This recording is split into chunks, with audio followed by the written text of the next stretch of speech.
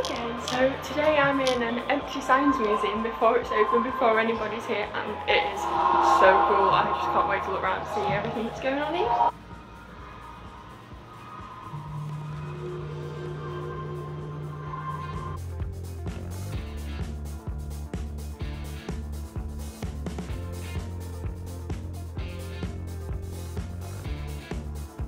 It's like being a night at the museum but without the dinosaurs. My name's Jessica Bradford. I work here at the Science Museum as an interpretation manager.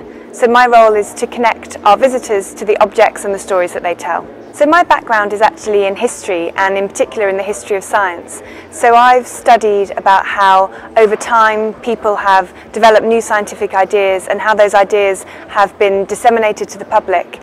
And it's a really interesting way to approach the museum, because actually learning about the past can reveal really interesting things about how we respond to science and how we do science in the present and in the future. So I think the most exciting part about my job is, after many months or even many years of working on a new exhibition or gallery, when real visitors finally get to see what we've done and to see their reactions and to see them enjoying the objects and enjoying the exhibits that we've developed. There's a real sense of satisfaction in that.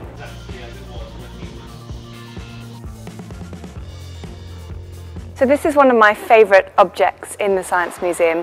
I think it's absolutely amazing because it really shows the engineering skill of flying. It's a jumbo jet, a Boeing 747, and it's a cross-section through the aeroplane, and it gives you a sense of just how thin the metal casing is and actually how close you are to the outside world when you're up in an aeroplane. I think it's a pretty scary object for anyone who's afraid of flying, but also really gives a sense of the intricate design of an aeroplane and just how amazing the engineering is.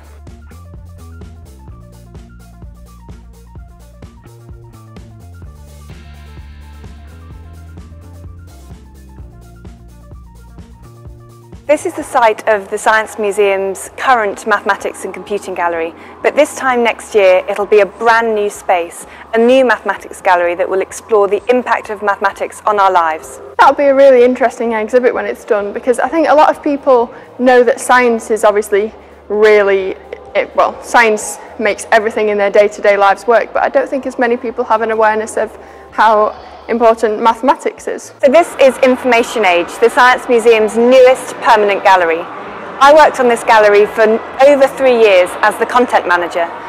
Part of my role was to work with the team of curators to decide which objects we would display in the gallery. There are over 800 original historic artefacts on display here, and to develop the stories that we wanted to tell around them. So that includes the written text that sits alongside the object, but also nearly 100 digital exhibits, interactives, animations and films that really help bring those objects to life.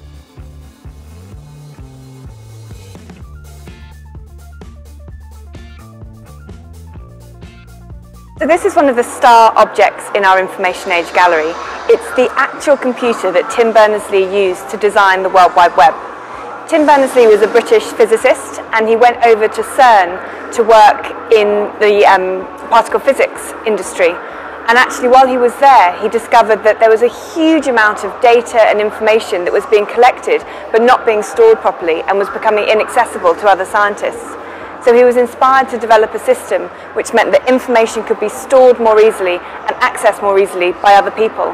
And that very simple idea ultimately became the World Wide Web that we know today and that we rely on so heavily today. It's crazy to think really that our world would be a completely different place if we didn't have the World Wide Web. I wouldn't be doing this for starters, just can't even imagine a world without the internet, so that is one clever guy.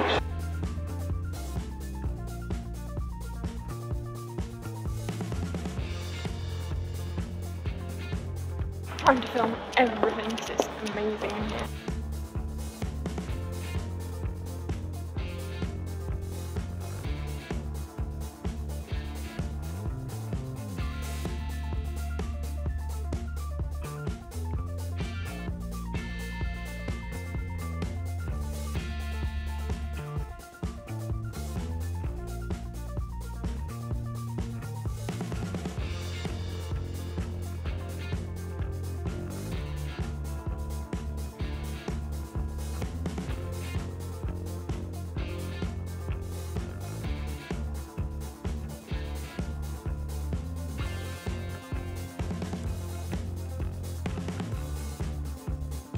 Apparently this thing here is officially a thingy.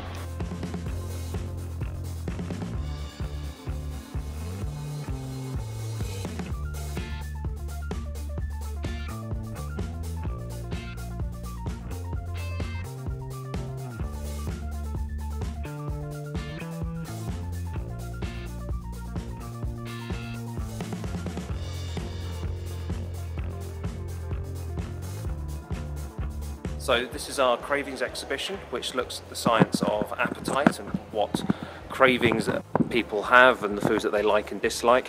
What's surprising about this though is that it actually has very little to do with your conscious brain, as it were, and far more to do with things like the nervous system around your gut, the microbacteria and other organisms that live within your gut, and even down to things like the shape of the plate and the colour of your cutlery, all influence the foods that you like and dislike. I would never have thought there was so much science goes into just the foods that you like. You'd think it'd just be like it, don't like it, but apparently not.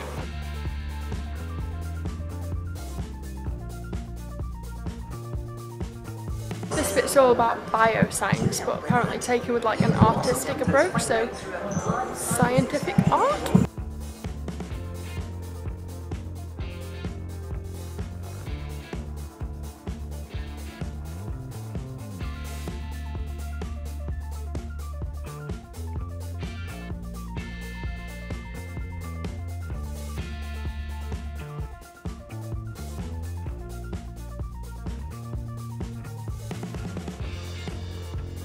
So I guess my one piece of advice would be to keep an open mind.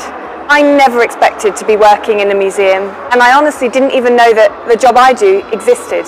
So if you don't know what you want to do, it's not a problem. Keep your eyes open to different opportunities, and there'll definitely be something out there that you've never even imagined you could possibly be doing.